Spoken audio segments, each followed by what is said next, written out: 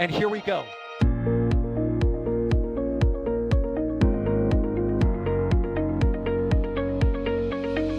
have liftoff. Propulsion continues to be normal. RS-68 chamber pressure looks good. Traveling up. Roger, planet. Water power supply! Yes! Tango down to nominal. Fighting downside SPD off. Bring in SPD off. Off. It's orange! R45! Oh my god! Oh my god! Decollage. Look at that! Put that in the big bag, 343 unfolds to go. Indeed. We rise together, back to the moon and beyond. The methane will be igniting in the flare, correct? Yikes. Keep that. We don't need any more of these.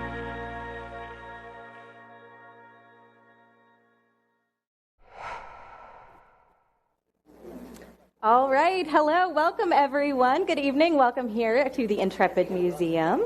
And also, welcome to everyone tuning in at home. Great to see you here. My name's Alicia. I'm the producer of public programs here at the Intrepid Museum. And we are so excited to have another wonderful astronomy night with you all and a very, very special Astro Live all about the Polaris Dawn program. So, as I mentioned, we are going to be talking all about that tonight. It's a really great mission that set multiple milestones in commercial spaceflight. Just last September, the crew that consisted of Commander Jared Isaacman, pilot Scott Poteet, and mission specialists who are joined here tonight with us. We have Anna Menon and Sarah Gillis. They launched from Kennedy Space Center in Florida and became the very first ever crew to perform a spacewalk from the SpaceX Dragon capsule. They tested the limits of their newly designed state-of-the-art EVA suits. They tested Starlink laser-based communications on board Dragon to allow greater connectivity than ever before. And they also traveled the farthest away from Earth since the Apollo program back in 1972, about 1,400 kilometers above Earth. And not only that, these two women sitting right here set a record for being the women to go the furthest ever away from Earth as well. About time, I say. So, additionally, the crew conducted over 40 medical experiments to better life both here on Earth as well as for future long-duration space flights. And they also shared some really inspirational moments with us here back home as well before returning to Earth 5 days later. So, before we jump into the conversation with our guests, we are going to start off with a video that kind of captures all of the highlights of this really remarkable mission. And, well, take a look. SpaceX. Back at home, we all have a lot of work to do, but from here, Earth sure looks like a perfect world.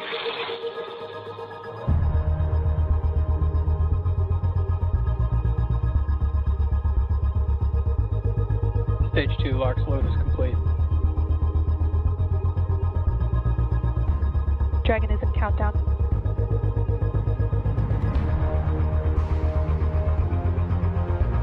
Dragon, SpaceX. Go for launch. Send us, SpaceX. Today is all of our mission. You are launching with us.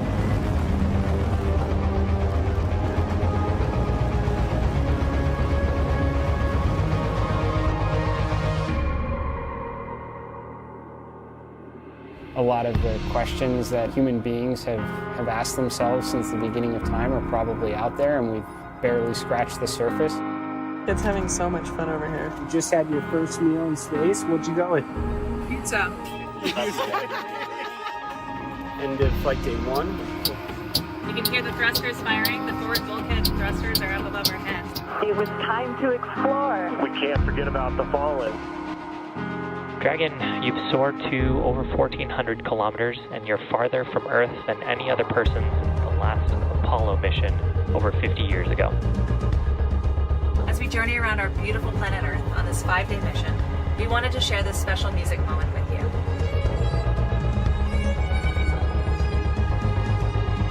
All right, guys, it's EVA day, day 3. How do you feel? Ready. Dragon SpaceX. SpaceX is go for spacewalk operations. Dragon, you are go to open hatch. As we see it stalled, EV1 is go to continue.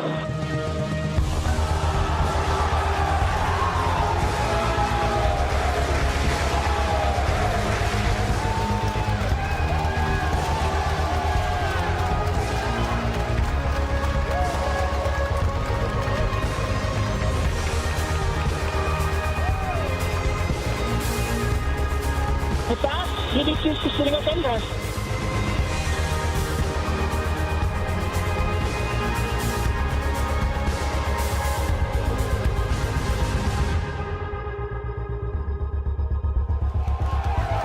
Polaris Dawn crew has successfully splashed down. Dragon SpaceX, on behalf of the entire team of SpaceX, welcome home.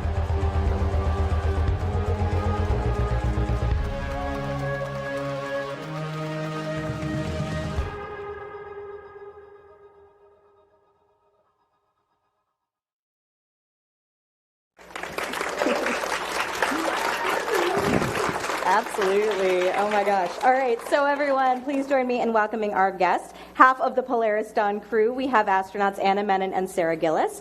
Anna Menon served as a mission specialist and medical officer on Polaris Dawn and is a senior space operations engineer at SpaceX, where she's played a pivotal role in the development of crew operations and spearheading critical emergency response strategies for spaceflight, including procedures for vehicle fires and cabin depressurization. Very important things. She's also contributed to mission control as both a mission director and crew communicator for 7 SpaceX missions. Prior to SpaceX, Anna spent 7 years at NASA as a biomedical flight controller for the International Space Station, where she was responsible for supporting astronaut health and hardware operations. Then we also have Sarah Gillis, who also served as a mission specialist for Polaris Dawn and is a senior space operations engineer at SpaceX. And she was responsible for helping to create the company's Astronaut Training program, including the development of mission-specific curriculum and training for both NASA and commercial astronauts who fly on the Dragon spacecraft. She prepared NASA astronauts for the first Demo 2 and Crew 1 missions, along with the crew of Inspiration 4, and which was the first all-civilian crew to go to orbit. So Sarah and Anna, thank you guys so much for being here. It's an honor to have you with us. And let's just jump right in, shall we? So, watching that video, all of the things that you guys accomplished up there during the mission, and you marked so many firsts during the flights, right? The highest orbit since Apollo, the first commercial EVAs, communications, medical experiments. So looking back, it's now been almost a year. You guys launched in September. Looking back about a year later, what stands out the most to each of you as really the most defining moment or memory from the mission? Or, does it just all seem like a dream at this point now, a year later? I think one of the things that stands out to me the most is the huge team effort that was required to make all of that possible. When I see that, I think of our friends at SpaceX in mission control, spending nights, weekends, working for years to develop all of the pieces that made all of that possible. And when we were flying the mission and working through all of those stages and those steps, it was as a whole team. And so, when you showed the moment of the spacewalk, and it went to a picture of mission control and someone cheering from mission control, it brought back goosebumps for me. I think that was a really special moment on the mission, in my opinion, especially as we finished it and the capsule repressed and everything had gone really according to all of the training that we had done together so smoothly. I think we all collectively, this huge group, breathed a sigh of relief and just huge gratitude for what we had all done together. What about you, Sarah? Honestly, I think you stole it from me, Anna. Seeing that video and thinking about the effort that went into making each part of that mission possible. Space exploration is an extraordinary team sport, honestly. And I think knowing that we were in the care of our friends, Anna and I are both SpaceXers. We have worked alongside this team. We know the engineers. We were with them in the development of the mission. And so just getting to fly this mission with all those people that had put so much time and effort into it is extraordinary.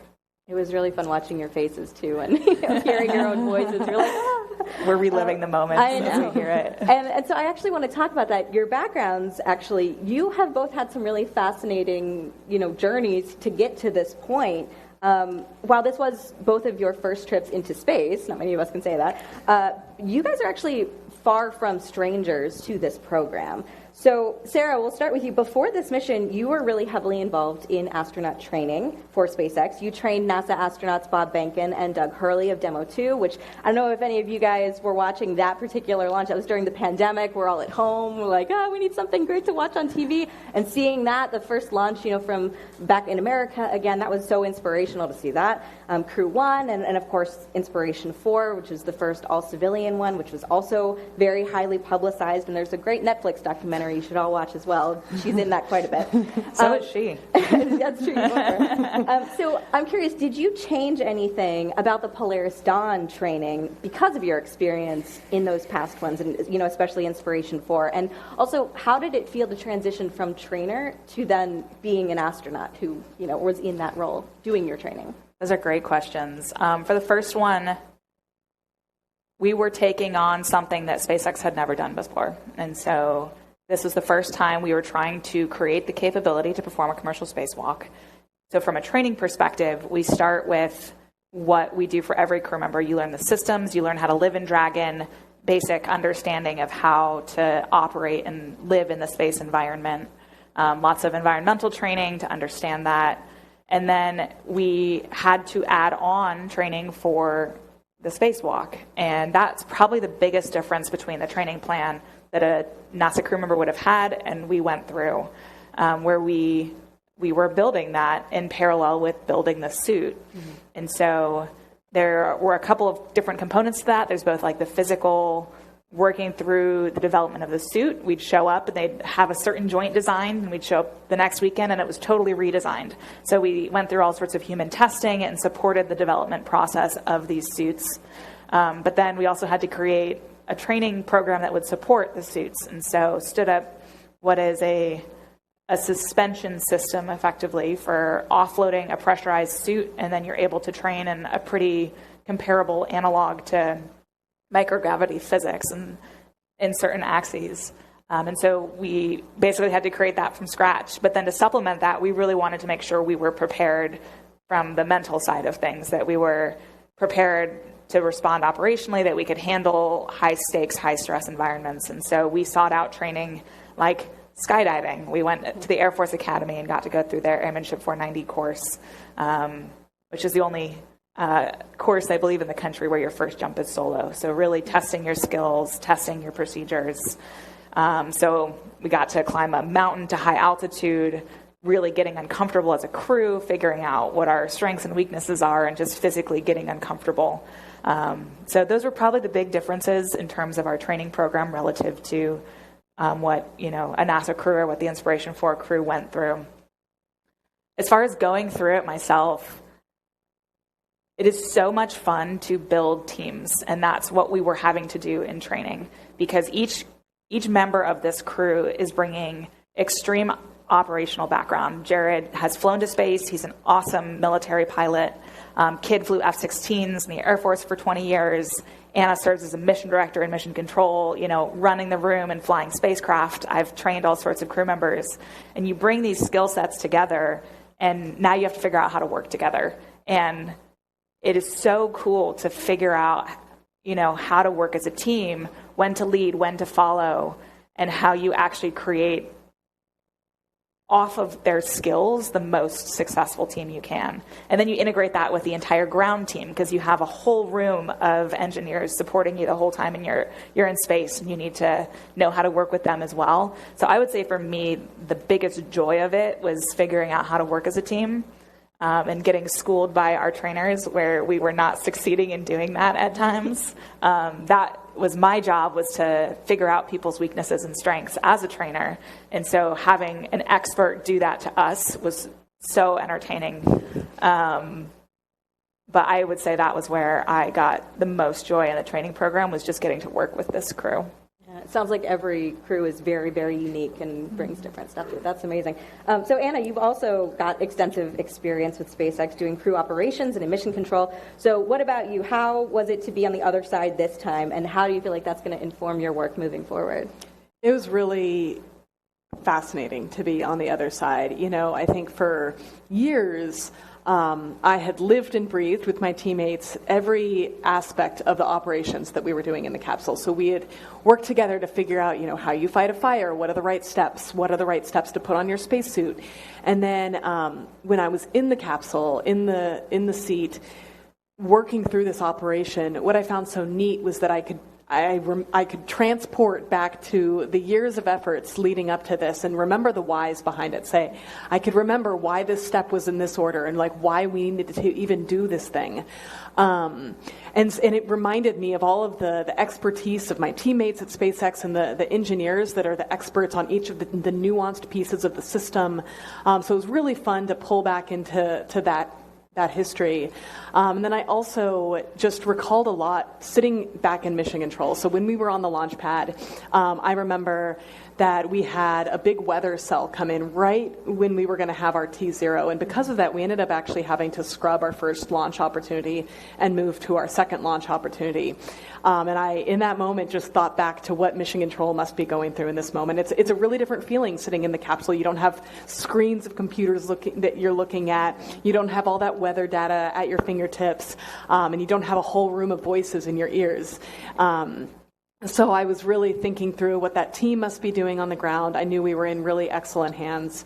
And it was just really neat to kind of think back to this great team on the ground and what they must be going through. And it probably helped you relax a little bit too, right? Absolutely. Already having kind of an idea of what was going on. Even if we had moments of silence, I knew there was a lot of chatter on the ground and that they would come back to us with the final words when they had them, and it gave a lot of confidence, actually. I feel like it also helped when we discovered there was Wi-Fi in the crew arm and could pull up a weather radar map. That was also insightful. Helpful. You're also in a really unique position, Anna. I'm not sure if a lot of people know this, but your husband, Neil Menon, is actually a NASA astronaut himself. He just completed his training last year. He's part of Astronaut Group 23. And so you guys were actually going through training at the same time, right? So that must have, first of all, been a really wild time in your household, I can imagine. She's got 2 small children at home as well. So did you ever find yourselves kind of comparing notes about the process? I'm really curious about, you sort of mentioned this before, but some of the similarities and differences between the NASA astronaut training, which has been developed over many years, to SpaceX, which is a commercial idea and just completely different. Yeah, there's really a lot of similarities. First and foremost, you have the spacecraft fundamentals. So if you're learning from NASA, you're going to learn about the space station. You're going to learn about the vehicle that you're flying to space in. That could be the Dragon spacecraft. Sure. We learned that too. There's a lot of team building that's important. So NASA a lot of times does things like NOLs to put crews in uncomfortable situations together, help them learn to work through tough conversations and really grow together as a team. We used mountain climbing for that similar sort of thing, but it did develop similar sorts of skills. We both fly in fighter jets. NASA flies in the T-38s. We flew in some jets like the Alpha jets and L-39s. So used those to build crew resource management, communication skills with each other. So there's a lot of the same tools in the toolbox that both programs have used to build up that tool set. But I think there certainly were some differences, and so it's been really interesting to see how that's played out. One difference that really stands out to me is the way we trained spacewalks. So for our spacewalk, NASA spacewalks, they lean heavily on what's called the Neutral Buoyancy Lab. And so they have this gigantic pool. It has a huge mock-up of the International Space Station in it. And they go in their spacesuits into it and practice their 6-hour EVAs underwater. We did a little bit of scuba diving as part of our training to get practice in that neutral buoyancy and that communication skills that are required. But we really leaned primarily on a suspension system in our capsule simulator on the ground.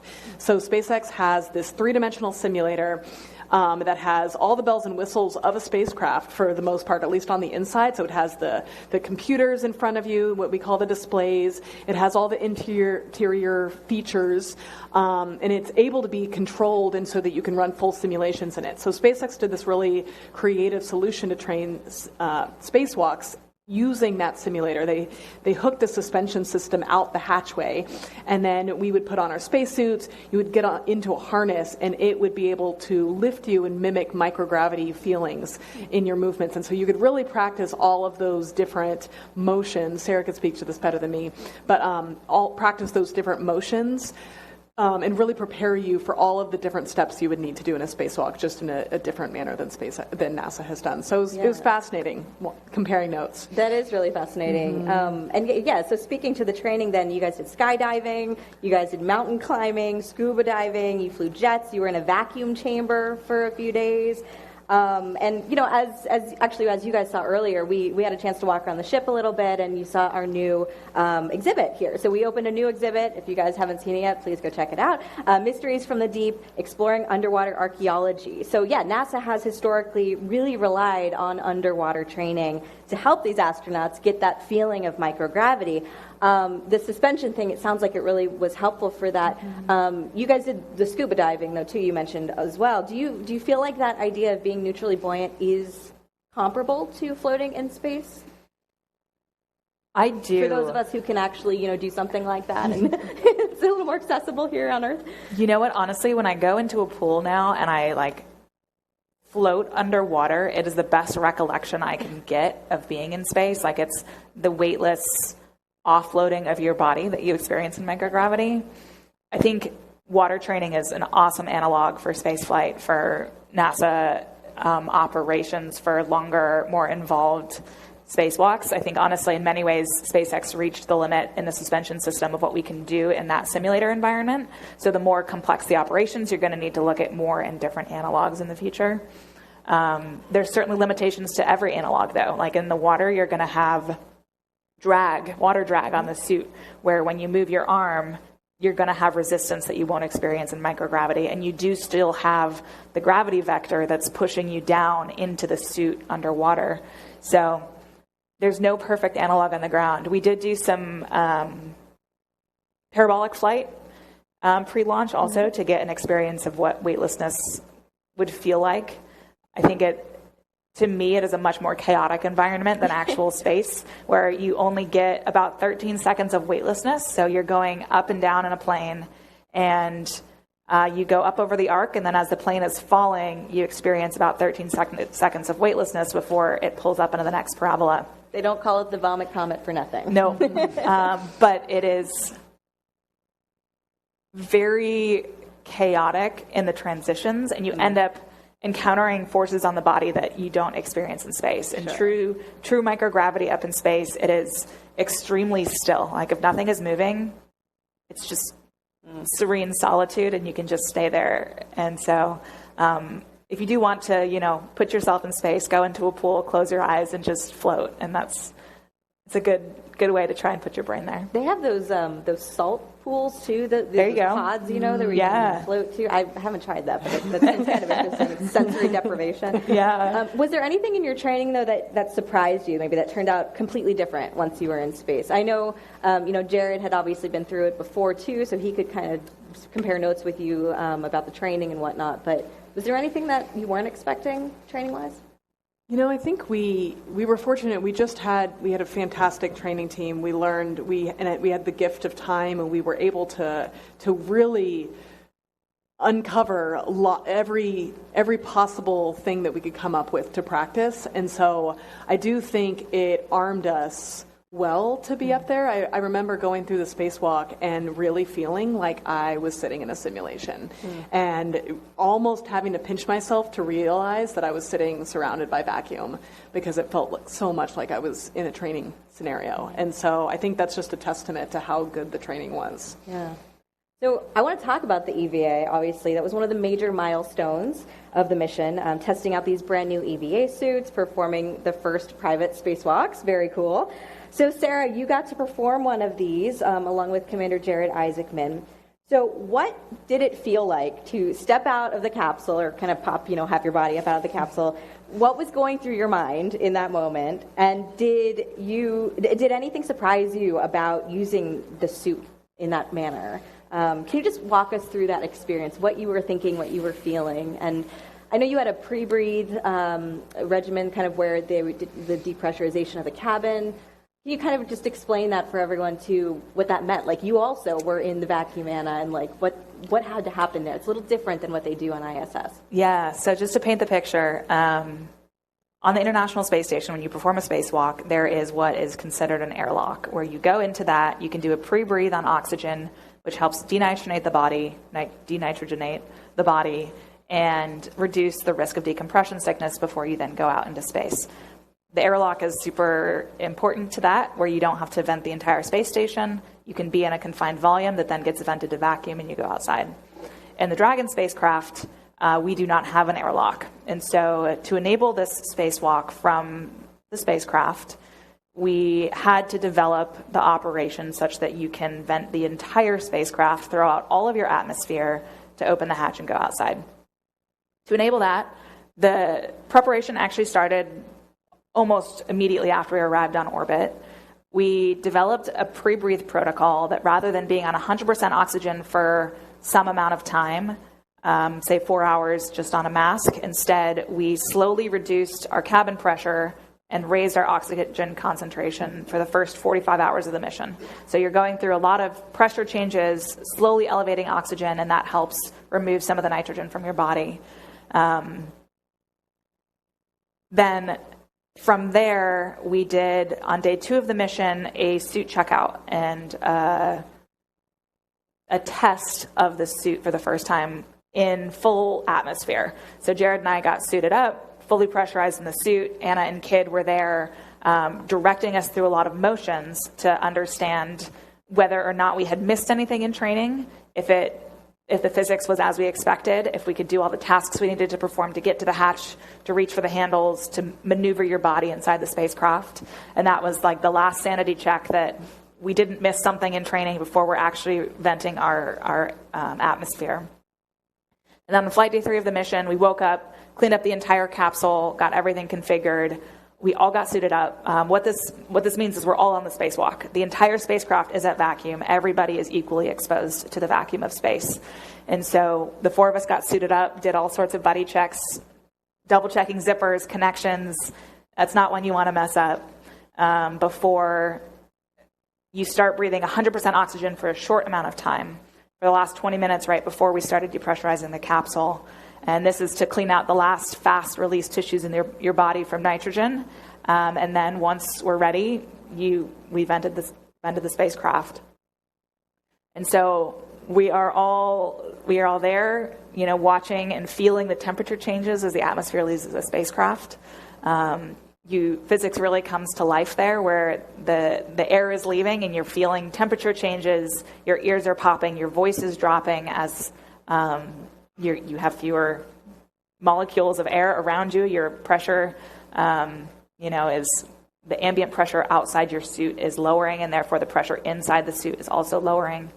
And then, Jared was there to open the hatch. We got the go from ground once the full capsule was evacuated, and went through the operation to open the hatch and then step outside. And I think in those moments for me, it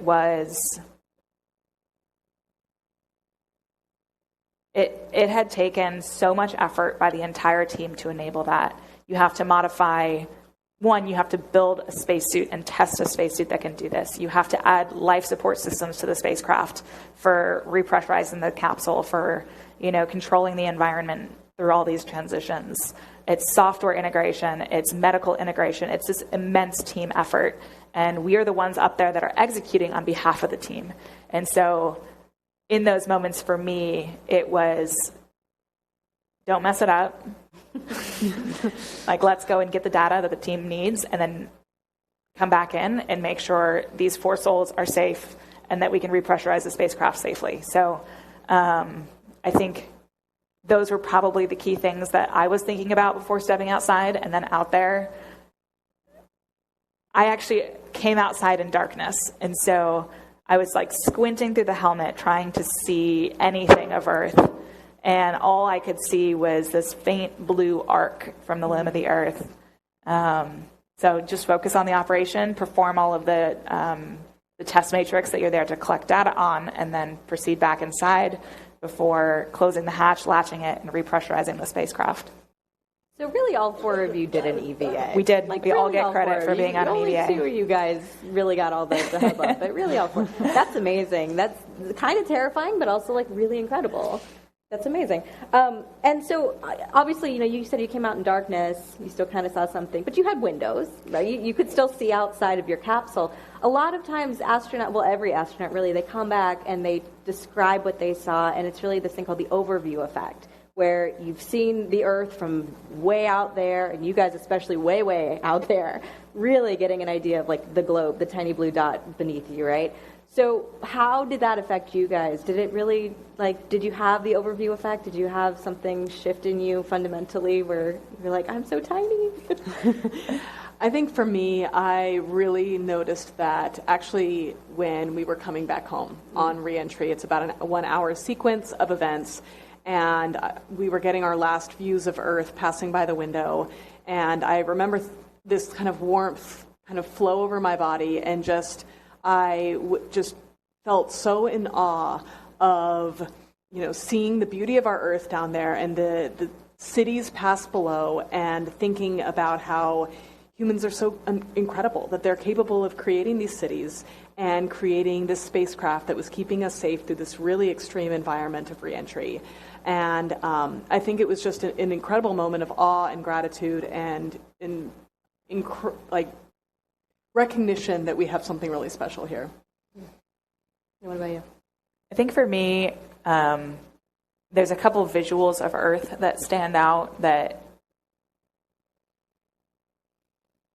just are so precious. One is when we are at our high altitude, when you look out your window, you don't see like a contrail, the origin of a plane. You can't see that level of detail. And instead you see all of Africa. Mm-hmm. And seeing the Earth on the scale of continents versus anything smaller certainly drives home the point that it is much smaller and much more interconnected than sometimes we think day to day. And then the other one was when the light hits in a certain way at night, you can actually see the atmosphere where it's illuminated and it's tiny. It's so extremely small and so extremely fragile, and just driving home how unlikely it is that we are here in the first place and how important it is to protect. So those 2 visuals, I think, will always be in my brain. I can imagine that would have been amazing to witness in person versus just, we see pictures, we see videos. Yeah. The pictures don't capture it. You can look at a picture at it, and just the overwhelming scale of it is something else. So, we talked about a lot of the records, right? But you guys also created, speaking of this just visceral, feeling that you had there, you guys created some really beautiful human moments also that really resonated with us here on Earth. Sarah, you brought your violin to space. Anna, you read a children's book that you wrote to your children and to the children of St. Jude's. And I love that those were actually really intentional incorporations of art and storytelling into the mission. They weren't just kind of shoehorned in at the last minute. That was always planned to be there for very specific reasons. So I do want to take a moment to really highlight each of those things and their importance, because that intersection of art and STEM is really important. And here at the Intrepid, we really try to foster that and encourage that and embrace that. But oftentimes it gets overlooked. So the impacts of it with this particular mission, I think, were really strong. So Sarah, you, first of all, you're following in a line of some really awesome astronaut musicians, people like Chris Hadfield, who played his guitar, made the first music video in space, Katie Coleman with her flute. We've actually had both of them do Intrepid programs with us before. And you officially performed the first violin solo in space. You performed Rey's theme from Star Wars, and you used it, though, in a very strategic way to test out Starlink communications by streaming it live to musicians and children around the world, which is so cool, right? So can you talk a little bit about that event, why you chose that piece in particular, and what it was like to actually play the violin in space? Did it feel different? And why was that moment so important to you personally? Gosh, so many pieces to that. So Or some of them. I was raised as a violinist. My mother is a professional violinist, and I did not even consider engineering until high school. And so it was a really big life pivot that ended up bringing me to engineering and setting me on this path. But because of that, I have an immense belief that people have multitudes within them, and they should be many things. They should be artists, they should be scientists, and they can be those things together and at the same time. And so when we were looking at our mission and we were talking about the objectives, one of them was testing out Starlink for the first time. And we talked about it being akin to the first radio transmission. What is the message that you get to share with the world? And I think very quickly my crew members were like, hey, you play violin, right? But we started talking about the universal language of music, and that it is something that can connect everybody in the world. And then just started running with that. We had lots of crazy ideas of flash mob orchestras and things that are extremely impractical to actually execute in a spacecraft that's moving 17,500 miles per hour around the world. A lot of those ideas were nixed, but we did really come to the conclusion that we want to involve kids, because ultimately, for me, a seed that an astronaut planted in high school ended up in me being here. And these kids are our future, and you never know what they will, grow into based on an idea or a seed that is planted. And so we wanted to build something that could involve music programs in the world. We partnered with El Sistema USA that has partner organizations all around the world, and they basically provide free music education to students, and it provides an avenue for an alternative to other life circumstances. And so really awesome organization, got to partner with those groups all over the world. And then when we were picking music, for me, I started listening to a lot of music. John Williams is obviously just an incredible composer and has done so much for music related to space, I would say. Sure. And yes. So I was listening to a bunch of his music, and then I came across a piece that was performed by Anna-Sophie Mutter, who's one of my favorite violinists and who I grew up listening to and just being inspired by. And she was playing Rey's theme, and I started thinking about it. And Rey is a character to me in Star Wars that has inspired so many girls to care about Star Wars. Like before that, there was a huge, I guess after that first movie came out, there was a huge shift in interest in space and in Star Wars because of that character. So I think all of those pieces came together. Not only was it John Williams, it was Anna-Sophie Mutter, and it was Rey. And it all made sense, and that's what we picked. Perfect. And so are you a Star Wars person? I'm actually both Star Wars and Star Trek. So, thank you. Yes. So you got to kick out of the fact that we have Enterprise upstairs too, and that's the story.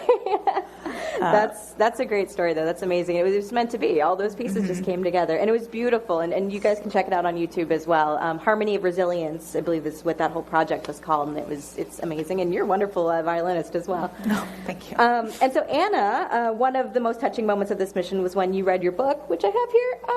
Kisses from Space. So you can, everyone, grab a copy of that too, please, to your kids from orbit, and personally connecting with them across thousands of miles. And I'm sure that also really resonated with lots of parents out there as well, watching from Earth, and how you were able to balance this mission with also being a mom. So what was it like to share that moment with your family from space? And as a crew communicator as well, with your background, did that experience affect at all the way that you think about the importance of human connection during space missions for people like yourself and, connection to family and home? Yeah, absolutely. Connection's always been a huge value of mine, and I think is obviously critically important in human spaceflight. When I was asked to go on this mission, I very quickly started thinking through the fact that, this would be the farthest work trip I would ever take for my kids. And I thought through what would be a way to connect with them. And stories have actually been this just really solid form of connection that we have used in our family over the years. We would tell stories to our kids on our drives. And one storyline was actually the storyline of a family of dragons. And we would tell these stories before we went to work, and then they would serve as kind of a connection point when we were away from each other during the day. And so the idea of creating the story was born. I partnered with Carrie Vosick, who co-authored it with me, and Andy Hartness, who's a brilliant illustrator. And we generated the story, and the story is the story of a mama dragon as she journeys to space and shares that with her baby dragons back here on Earth. And it is really the story of the power of love to overcome any distance.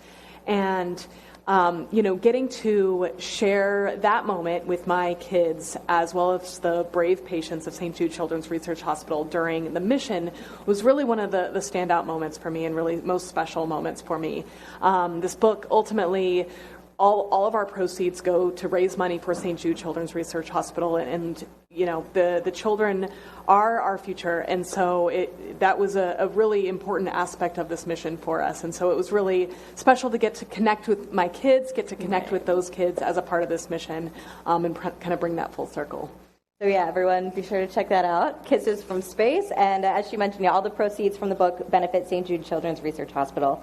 And how'd the fundraising effort go so far? Really well. Yeah, it's been fantastic. That's amazing. So I want to also briefly talk about some of the science that you all performed as well. So you did about 40 science and medical research experiments. We always love to see everyone floating around in the capsule, and obviously the EVA's got all of, the blurbs on internet and everything. But people often forget there's also a lot of science going on behind the scenes there all the time. And there's some really fascinating experiments, too, some really important ones, especially for the future of human spaceflight missions. So, things like looking at changes in vision, right, for astronauts with the fluid shift that happens. It's something that they always talk about, that's especially as we go, to Mars someday, that's really going to be affecting it for vision. So briefly, can you just talk about some of the experiments and really now that you've been out of that for a while now, what are some of the findings that came about from it, if you have any of that information? So yes, we did about 40 experiments during the mission, and they tackled all sorts of things. So I'll give some of the highlights. One, a lot of them tackled the vision problems that astronauts experience in space. When astronauts are exposed to long-duration microgravity, a lot of times they experience vision changes. And so if you imagine a future where you travel 9 months to Mars and you get there and you can't see anymore to do the work you need to do, that's a real problem. And so we had several different experiments that tackled that. For example, a contact lens that we lovingly called the cyborg experiment, that we felt like we were cyborgs. And it measured intraocular pressure over a continuous long-duration period of time. It was super cool and really a novel device. Another set of experiments we did was dealing with space motion sickness. So 60 to 80% of people when they go to space at first get space motion sickness. And you can't predict who gets it. It doesn't correlate with motion sickness here on the ground. And it goes away after a few days, and so it all evens out. But if you imagine a future where there's starships of 100 people launching to space at the first time and 70 of them are all vomiting, that's very rapidly going to make all the rest of them throw up as well. Yeah. And so it's really important that we tackle and solve some of these problems. And so some of the experiments we did were trying to understand the mechanisms behind that and how we can mitigate it better. And then just a third experiment that was near and dear to my heart was one called an airways experiment. And for this one, we took a long camera called an endoscope, and inserted it into our nose, into our airways, that direction, and took the first videos ever of the human airway in space. And the point of this is that airway interventions are one of the most critical steps in emergency medical care here on Earth. We've been really fortunate thus far in space travel that we've never needed to do airway interventions. But it is only a matter of time, if you have a future of thousands of people living in space, that you're going to need that just basic medical care.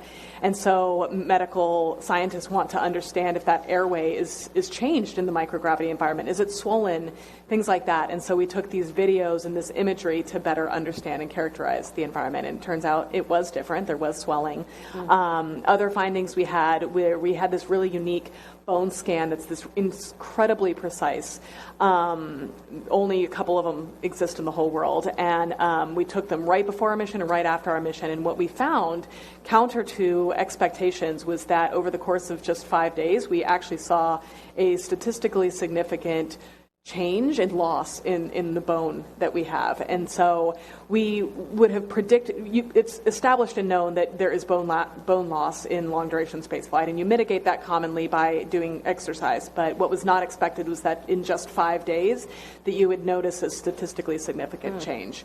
And so that just opens up whole new avenues to study and learn more for our future. That's fascinating. Also, did you guys notice how she just lit up? She was geeking out about the medical stuff. That's why I let her talk, yeah.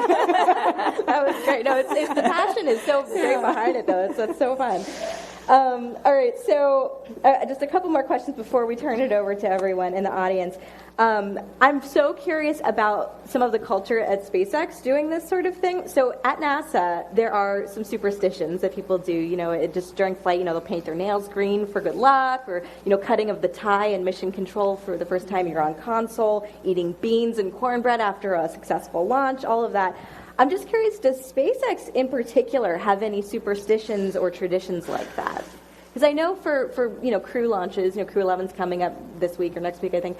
You know, they all do the, you know, the lean back and all of that stuff. It's all kind of the same thing, right? But for something that's a private mission, do you guys still do all that stuff too?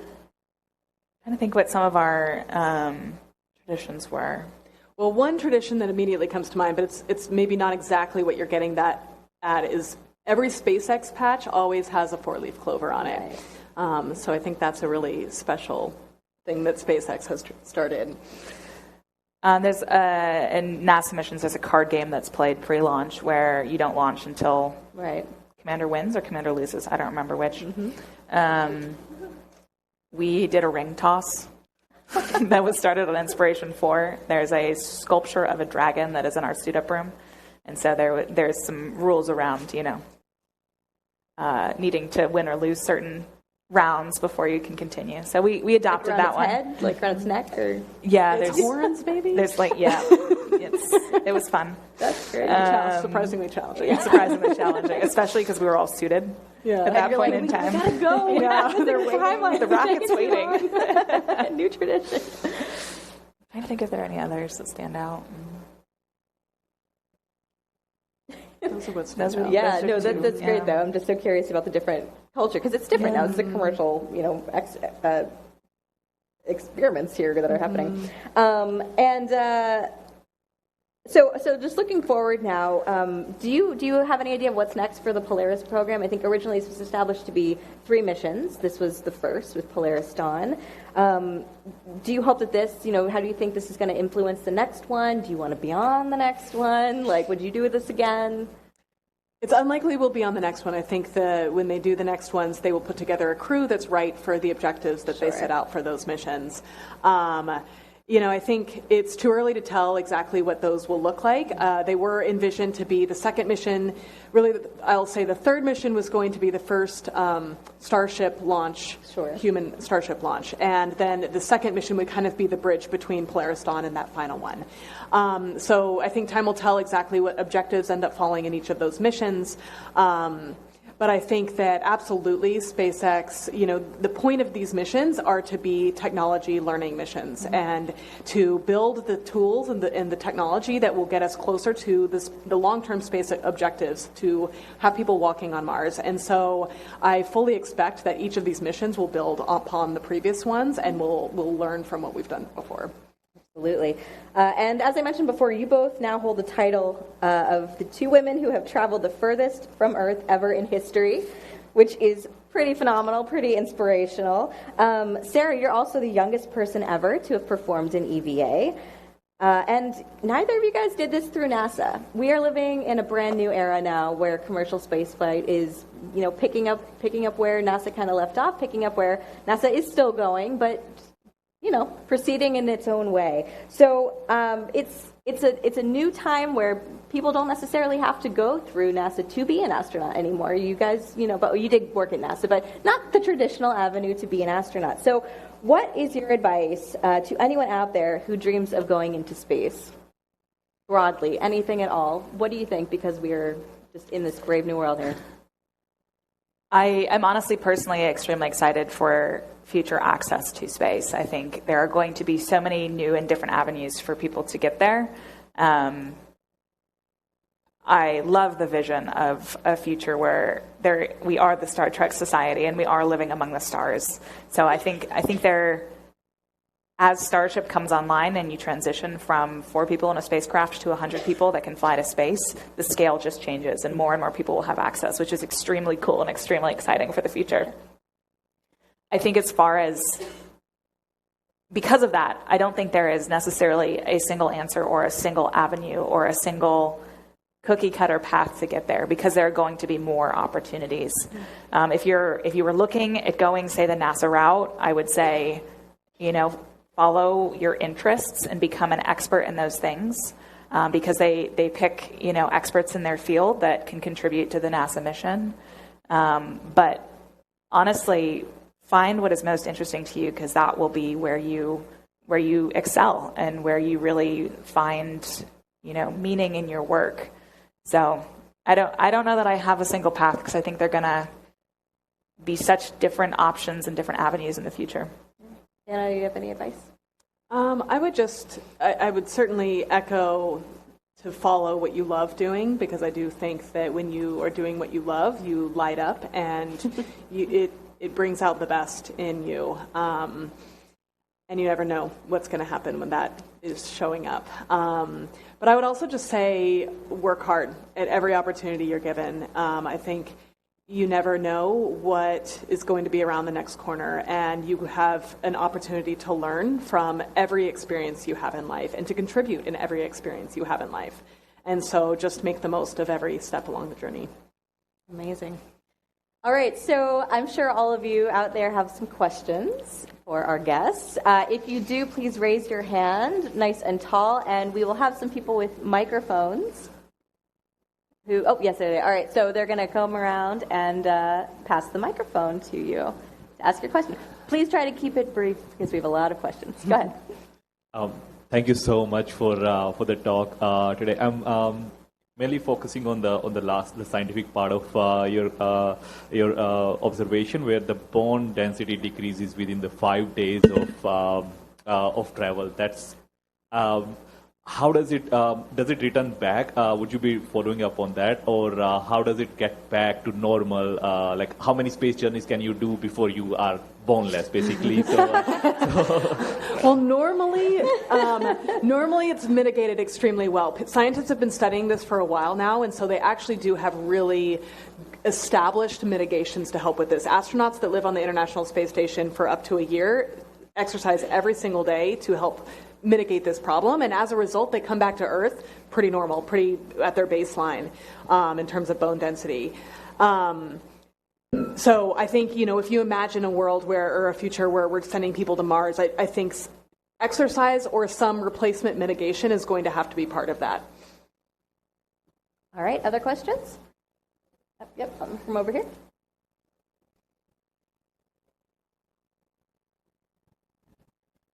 This question's for Saya. When did you start playing the violin? Oh, good question.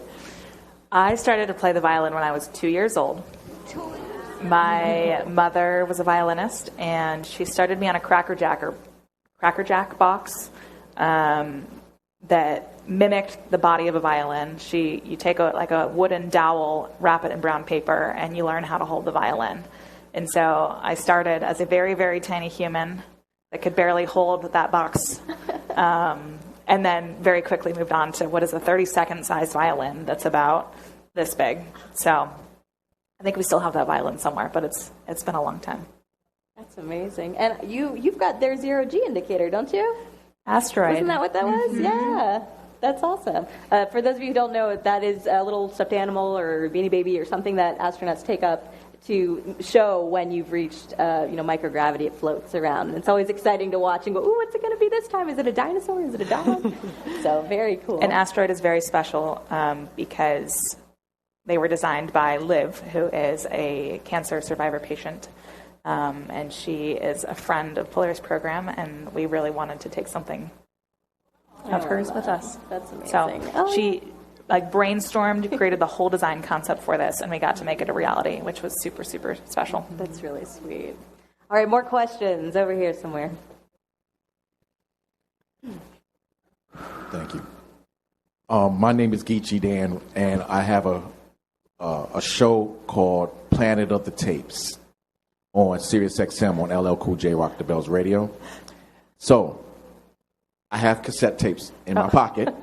Do you have a question for them? The question is, would you be able to play a Walkman in space with not direct current, with batteries, obviously, with batteries, and play the cassette tape? Would you be able to do that? The answer is definitely. You'd obviously have to get the hardware qualified for spaceflight, and depending on the mission, there's very different requirements.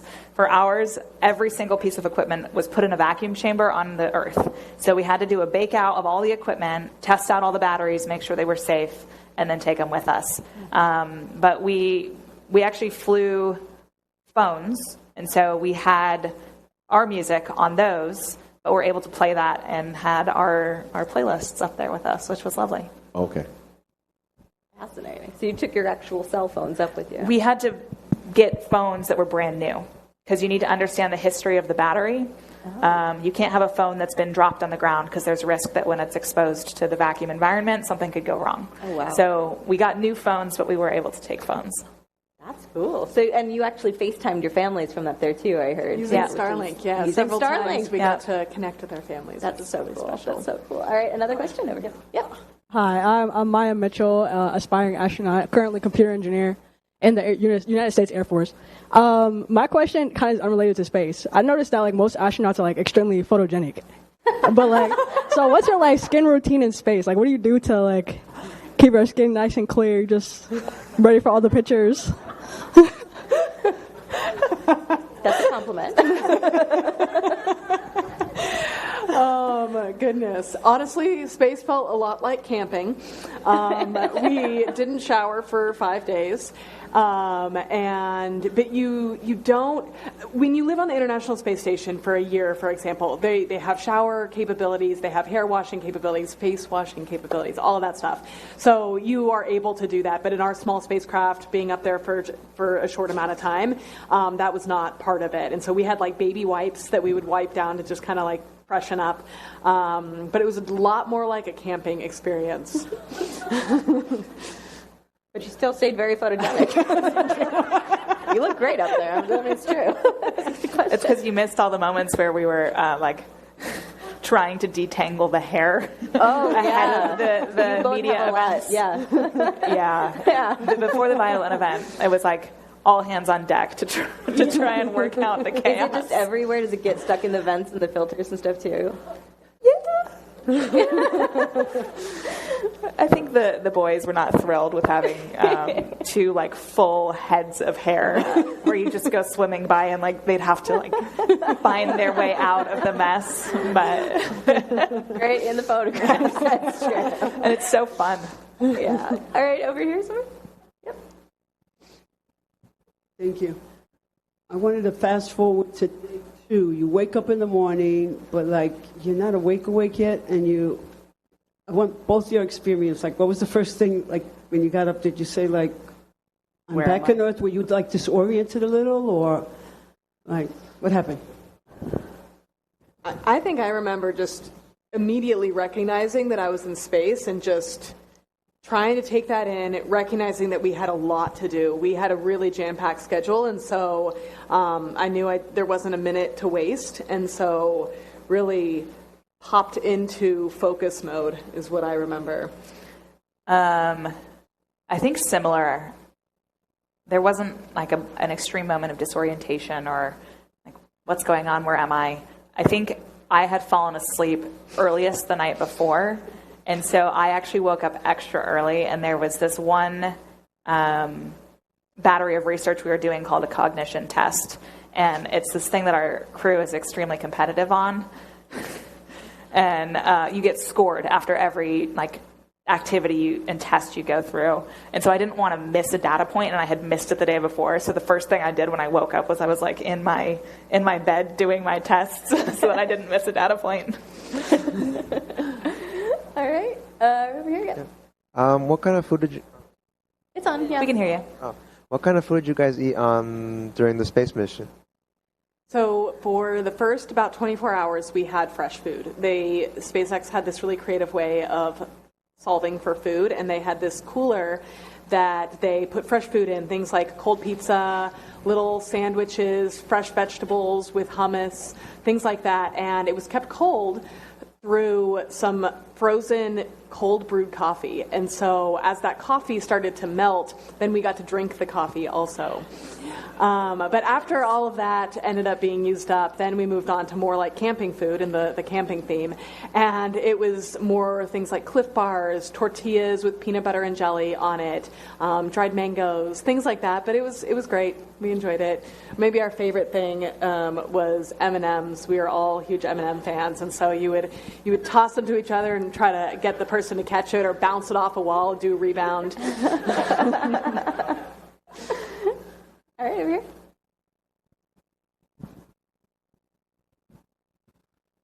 So I was curious, I know on the ISS they do the exercise all the time, and you were talking about how there was greater bone loss than expected at first. Did you do any, during the mission or before the mission, any preventative exercise to reduce that, or was this just mostly floating around the whole time, not thinking about that as much?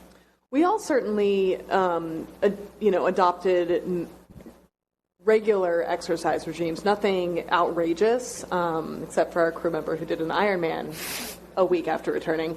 Wow. But the rest of us were more in the normal regime. But I would say the bone loss that we saw in space was purely would be expected to be purely from the lack of the loading on the bones in that gravity environment or microgravity environment.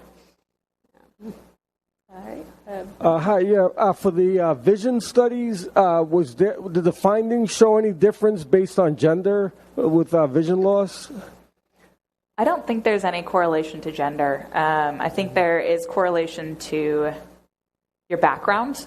Like changes to the eye structure can happen if, say, you're a fighter pilot for many years. You're going to have already changes to your optic nerve because of the G's you've experienced for so long in your career. But I know overall they're trying to understand the mechanism really for what causes what they consider spaceflight-associated neuroocular syndrome.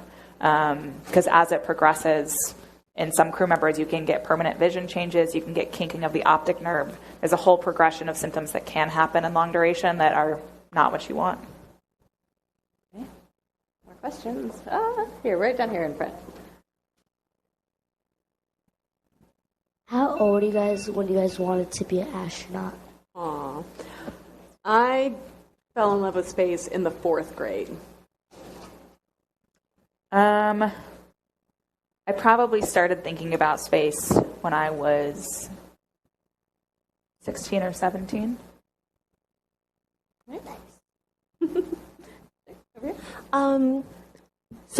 Thank you so much for sharing all of your stories. It's very inspiring.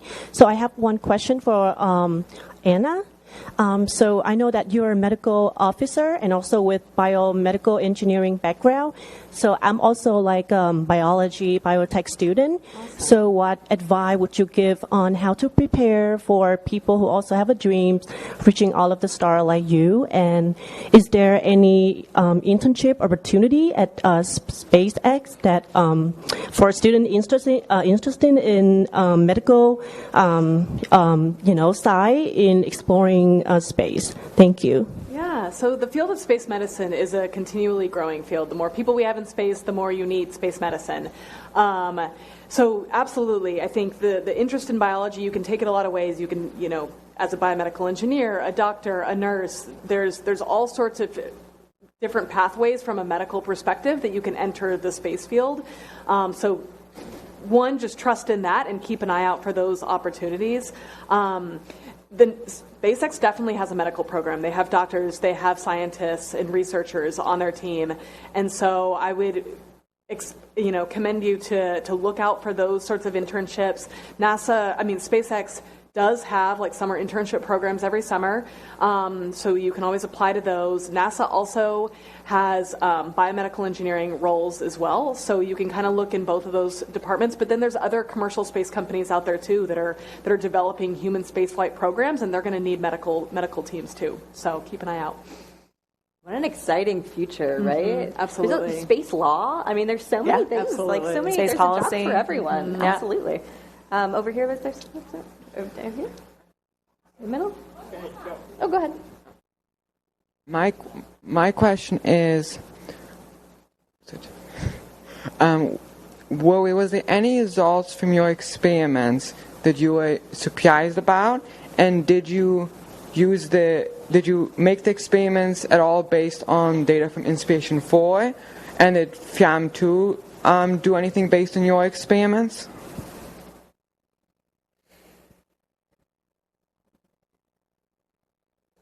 I do know FRAM2 did expand on some of our experiments. For example, one of the experiments we did was testing out this exercise concept that is just highly efficient exercise. It uses this concept of restriction, like blood flow restriction, and you wear these exercise shorts essentially that like restrict your blood flow to a certain degree and like an appropriate amount, and it makes your exercise reps extremely efficient. Like you can do some way lower percentage of exercise and get the same bang for the buck as if you were doing the large amount. And so they were testing out these exercise shorts first on our mission to just make sure they were safe. And then FROM2 went another step and tested them out with exercise protocols, compared them to another device that has the same similar sort of effect. Because if you can imagine something that can be highly effective and efficient like that, that sort of exercise capability could be really important for going to Mars, for example. So that was one example. Does that work here on Earth too? Yeah, it does. It does. It totally so does. half the exercise for more than bang for the buck? Eh? Yes.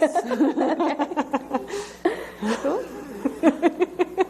Somebody else have, yeah. So 2 questions, if I may ask. One was, what was the most intense experience in terms of, was it more difficult launching into space or the re-entry? So that's one question. And the second was there anything that you found really annoying about prolonged exposure to zero gravity? I'd say for me, re-entry is more stressful than launch. Launch is this extraordinary roller coaster that's very fun. You know you have a safety system in the launch escape system if something happens to the rocket, and you're getting constant updates as to the performance of the rocket. And then on re-entry, you just don't know what happened to the heat shield.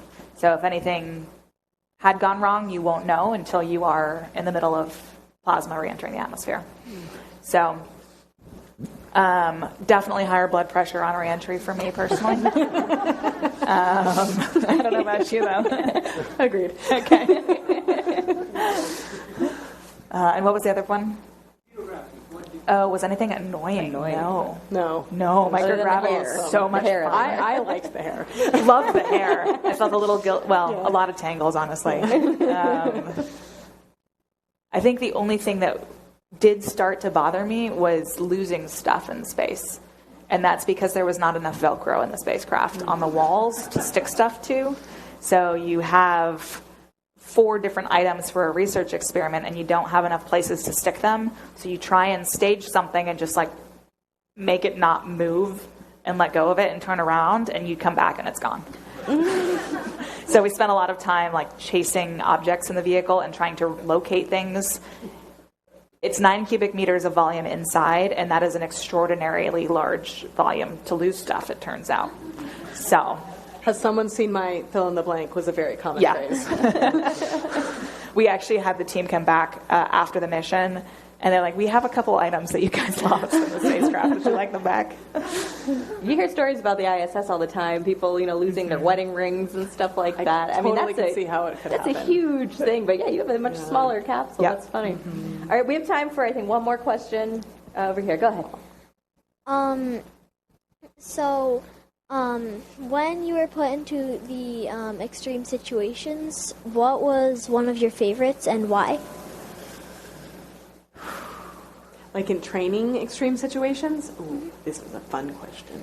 I would definitely say the skydiving was unexpectedly very fun. I had never had a desire to jump out of a perfectly good airplane before. But then in doing it, it is so cool to learn from the cadets at the Air Force Academy. Really interesting to learn the procedures, know your procedures, exercise them, and then get to test yourself in a real environment where you are dependent on yourself to succeed. That first jump that you, after standing in the door, letting go of the airplane, you have to pull your own ripcord and you have to succeed.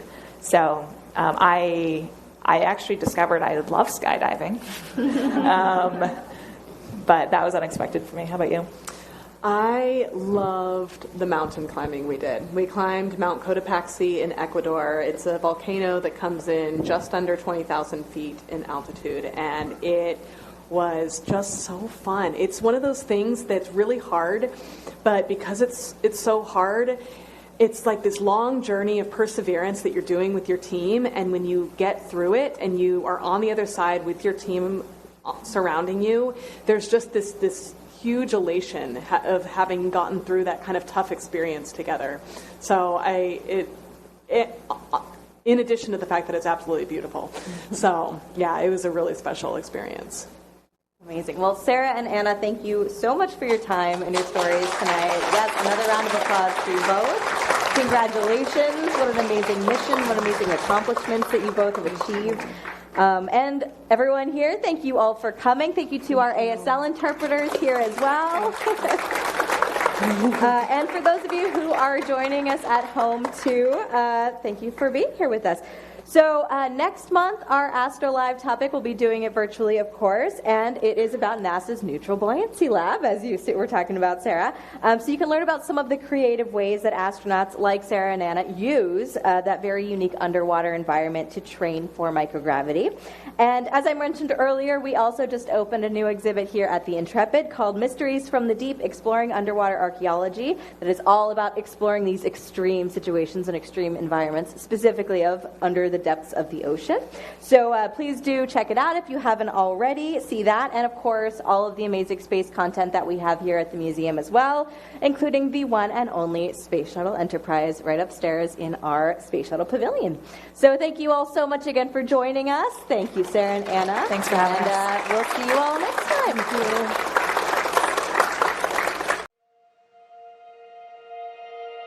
And here we go.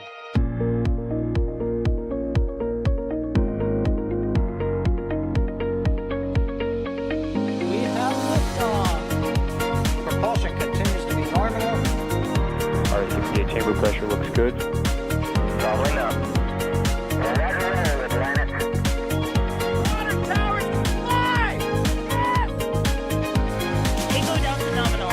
Flight downside SPD off. Bring in SPD off. It's orange!